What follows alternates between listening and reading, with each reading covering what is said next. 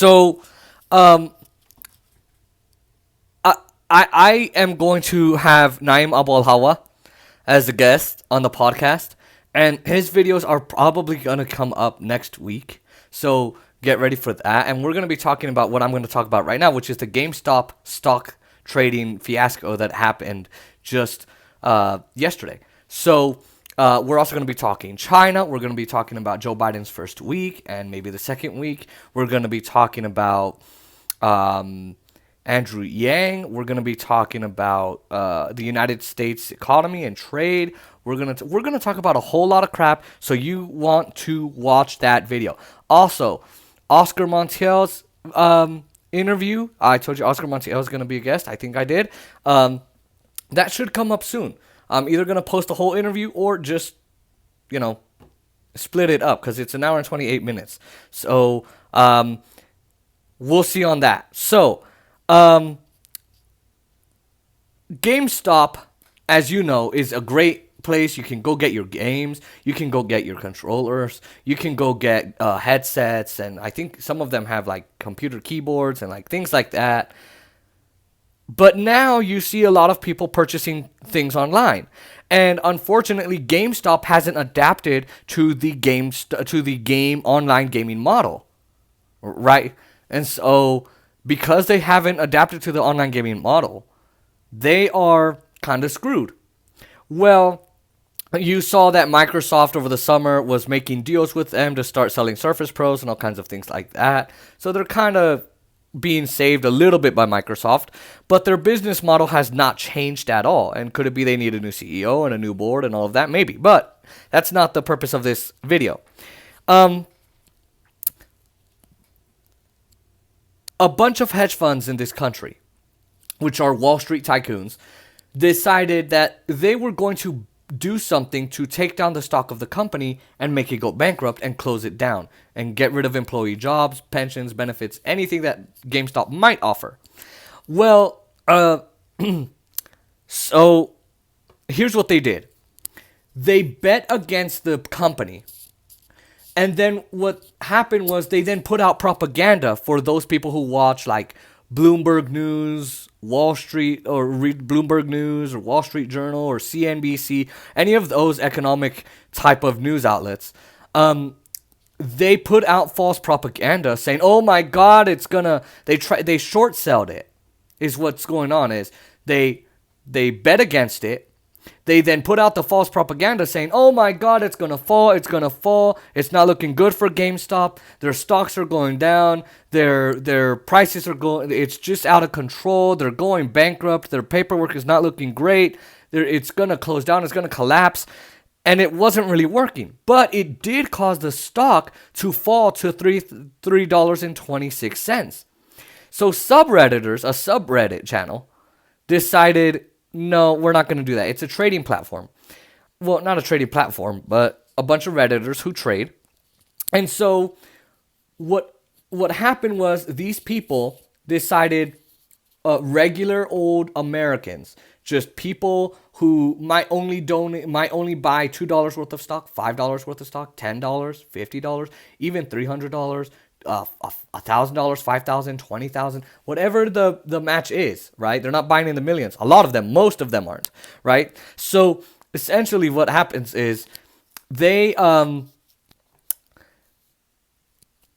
bought GameStop stock in waves, in droves, to the point where the stock went.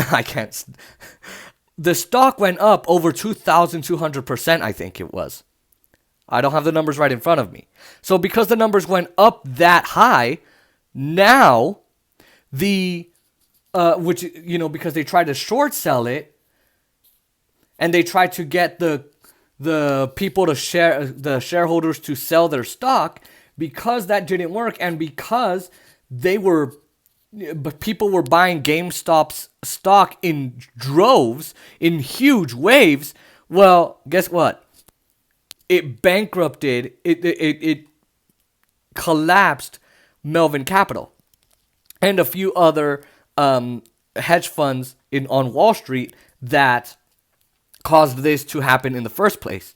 So essentially, they tried taking down the company. A bunch of people said, hell no, we're not going to let you just get rid of a bunch of jobs. We know your sleazy tricks. So they bought a bunch of stocks, so much so that it just skyrocketed so high that now they're on the brink of bankruptcy. And why are they on the brink of bankruptcy? Because now, since they reserved their spot to just buy out all of the stock once it all crashed for GameStop, well, now they owe, instead of getting that cushy $13 billion, which is what they were looking for, they now owe $13 billion or $2 billion. It was $13 billion from what I remember. So that company realized a lot of these hedge funds, they make $600-800 million a year, but a lot of it is in cold. It's not in cold hard cash. It's in assets. So it's not like they have $13 billion sitting in the bank. Here, have it. No, they don't even have a rainy day fund. Most of them, they're in the stock market. They're in property. They're in commodities like gold, oil, nuclear energy, renewable energy, whatever they want to invest in real estate, whatever. So they don't have the money. So now this actually all started, besides the subreddit, with Ryan Cohen. He decided he was going to invest $13 million. So he's making a great load of money right now. And if you put in 6 figures into the company during this whole trade thing, you just got over $13 million. Holy crap. So it was Ryan Cohen.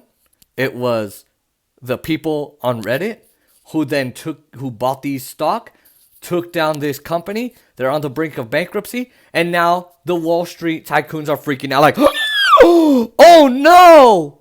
These people are now actually doing what we do. Because here's the thing, guys. These companies, these hedge funds, this is what they do. This is their job. This is literally, they bet against a company, force the stock to go down, force the stockholders to share all their stock, or to sell all their stock, flood the market. That means the stock is devalued, and the company collapses, goes on the brink of bankruptcy or on bankruptcy, and the company gets rid of its employees and shuts down all plants. And then now when a company goes bankrupt, Jamal Palihapitiya said something about this. I'll have to find the interview. He said that when a company goes bankrupt, it's not really going bankrupt yet. It's got to go through some other trials and other people can buy it and it's still on the market, whatever. But it does take effect. So that's what these companies try to do. And I think they did it to Regal. And now they're trying it with AMC Theaters. Well, people said no. And essentially what Wall Street did was it democratized the stock market, meaning it made it so that anybody could participate. And now they're freaking out. They asked the New York Stock Exchange, which Kelly Loeffler's husband is the owner of.